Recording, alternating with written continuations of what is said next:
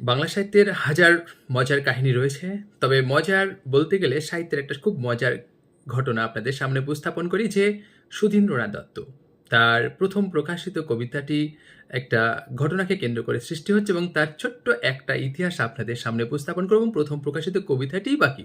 দেখুন, প্রথম প্রকাশিত কবিতাটির নাম হচ্ছে কুক্কুট এবং এটি কিন্তু ক্রন্দশী কাব্যগ্রন্থের অন্তর্গত এবং এটি প্রবাসী পত্রিকায় প্রকাশিত হচ্ছে। তবে এর ছোট্ট একটা ইতিহাসটা কি যে রবীন্দ্রনাথের সঙ্গে যুদ্ধ পরবর্তী আধুনিক ইংরেজি কবিতার বিষয়, বৈচিত্র্য এবং ফর্ম নিয়ে রবীন্দ্রনাথের সঙ্গে সুধীন্দ্রনাথ দত্তের দীর্ঘ বিতর্ক শুরু হয়েছে। এবং সুধীন্দ্রনাথ দত্ত রবীন্দ্রনাথকে বলছেন যে বিষয় গৌরবের মূল্য কবিতার ক্ষেত্রে কিন্তু গৌণ।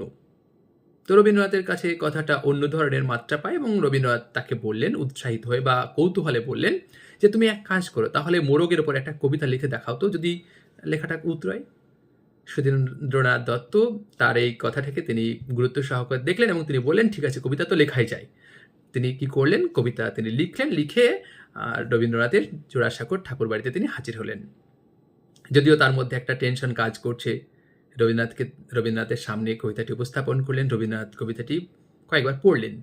পড়ার পর তিনি বললেন, বেশ ঠিকই আছে, এবং তার মুখে এক প্রকার হাসি লক্ষ্য করালেন এবং তিনি কবিতাটি কিন্তু উচ্ছ্বসিত প্রশংসা করলেন এবং নিজেই কিন্তু এই কবিতাটি প্রবাসী পত্রিকায় পাঠিয়ে দিলেন ছাপানোর জন্য।